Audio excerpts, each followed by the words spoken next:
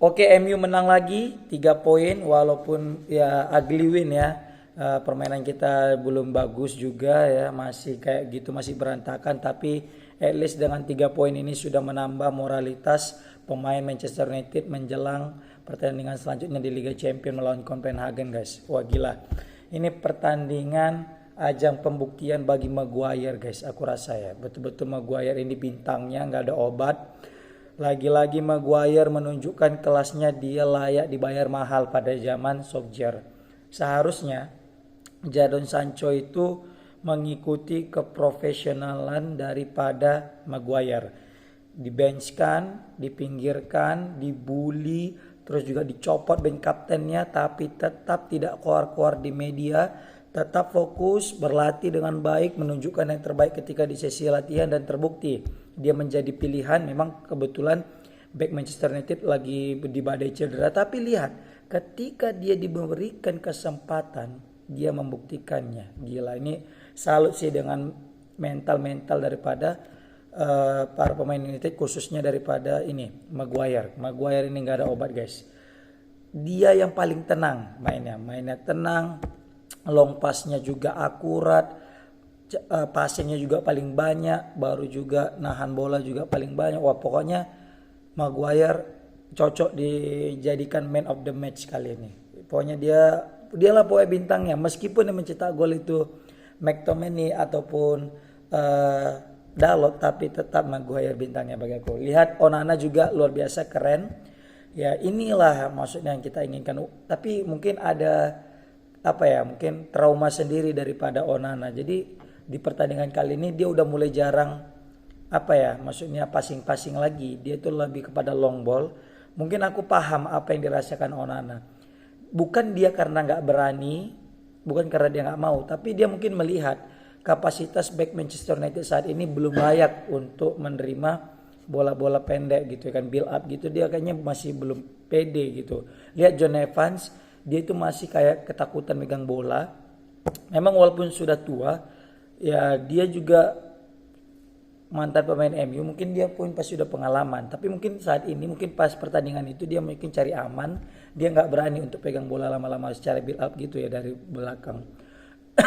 Mungkin kalau beda cerita kalau ada Martinez, ada Shaw atau ada Wan-Bissaka, mereka lebih pede gitu kan untuk main 1-2 build up serangan gitu. Nah, itu daripada si Onana. Save-nya juga lumayan, alhamdulillah ya Onana. Semoga Onana bisa konsisten untuk mempertahankan performanya seperti ini, guys. Ya, karena kita suka ya kan kalau misal Onana dia tuh bisa banyak save gitu kan. Tidak seperti sebelum-sebelumnya yang sangat mengecewakan. Ya, overall aku ya mantap lah Onana. Oke, baru aku bisa bilang juga di sini meskipun MU bisa meraih 3 poin ya, meskipun Sheffield gagal nih untuk membuat MU terbuli.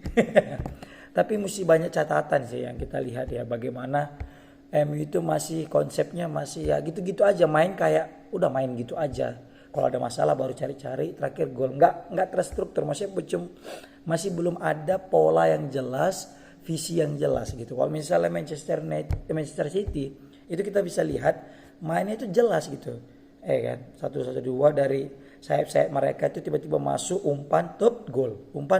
Nah, kita itu belum jelas. Lihatlah gol-gol MU itu gol-gol yang kita nggak tahu gimana konsepnya gitu kan. Walaupun gol daripada McTominay itu luar biasa, itu umpan daripada Bruno top langsung nyetak gol. Baru juga gol Dalot ada, ya lihat di situ yang ngoper tuh malah Lindelof gitu kan. Seharusnya kan kita butuh sayap-sayap itu yang mesti lebih kreatif gitu. Oke, baru selanjutnya kalau aku rasa nih MU tidak perlu beli striker baru. Tahu nggak kenapa? Cocoknya itu McTominay dijadikan striker tandem daripada Højlund. Serius. Ini aku nggak tahu. Kayaknya aku melihat sosok McTominay itu punya naluri mencetak gol lebih ketimbang Martial itu sendiri.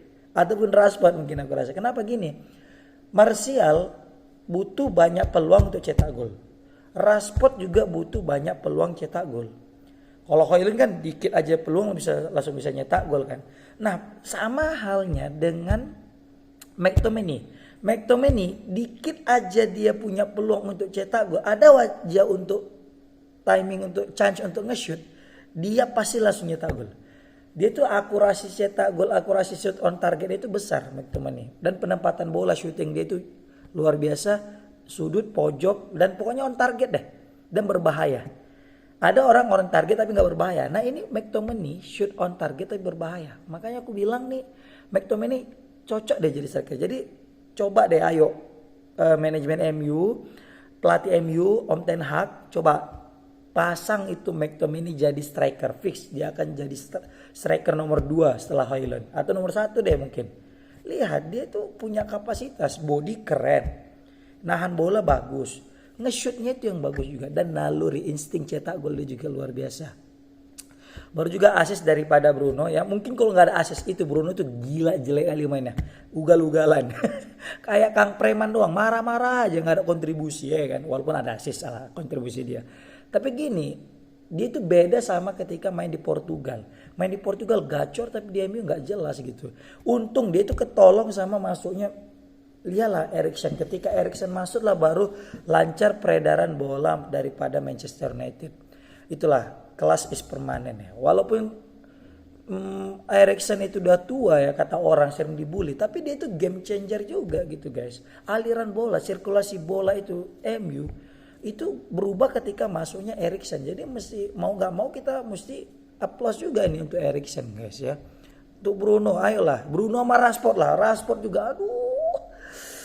Kita masih menunggu hari-harinya Rashford ya kayak di timnas Inggris. Nggak tahu ya pemain MU kalau di timnas gacor-gacor, main di timnas, main di MU gila ini, bapuk semua ya kan. Jadi kita masih menunggu performa Rashford sama Bruno.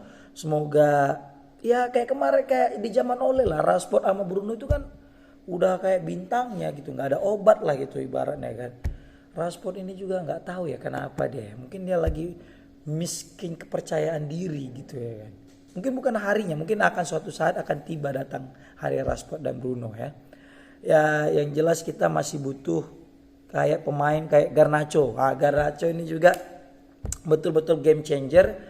Memang cocoknya Garnacho jangan starting line up, tapi dia sebagai ya substitute pemain pengganti gitu. Dia kayak Solskjaer gitu ya. Ya meskipun beda peran, kalau Solskjaer kan dia condong pada striker, kalau daripada Garnacho ini kalau lebih condong kepada ini winger.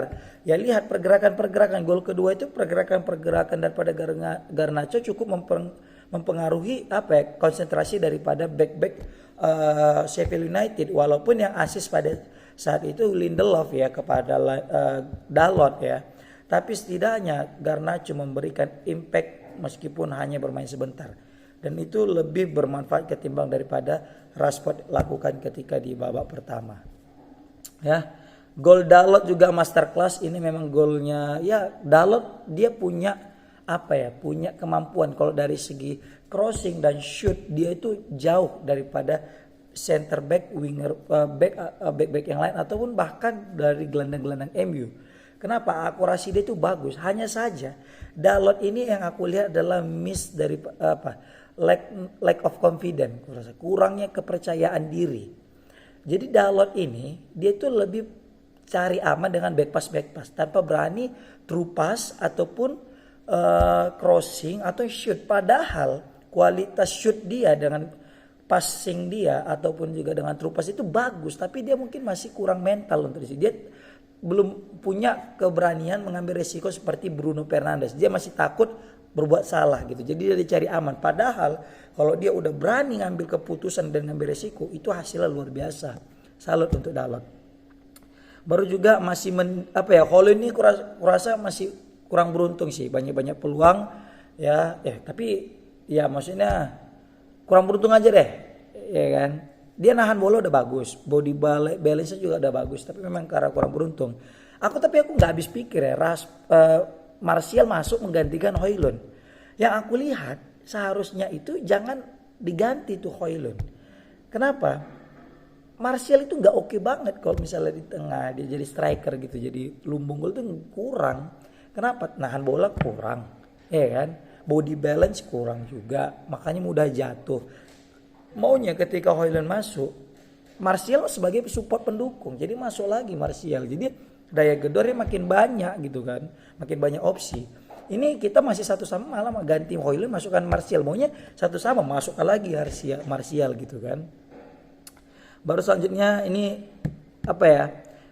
Yang terakhir nih masih mending lah Amrabat ya. Amrabat meskipun mainnya ancur-ancuran, maksudnya ya berantakan, tapi dia tuh lebih baik lah daripada Casemiro dari semangat juang ya. Mungkin dari faktor umur juga. Aku nggak tahu berapa umur Amrabat ya, tapi kalau Casemiro mungkin nampak udah 30-an, jadi mungkin agak berat juga. Amrabat pun badannya gede, tapi dia itu punya daya juang, semangat lari pantang menyerah dimanapun berada dia. Makanya salut juga, ini kita butuh pemain-pemain yang kayak Amrabat ini yang betul-betul main karena cinta kepada MU. Lihat gol daripada Dalot, McTominay itu memang pemain-pemain yang memang punya passion untuk ke MU. Makanya aku rasa sayang sih kalau misalnya McTominay nanti dijual sama Maguire. Ini disimpan aja karena sejauh ini di 2 pertandingan terakhir mereka menyelamatkan status daripada Erik ten Hag sebagai pelatih MU. Oke, glory Man United.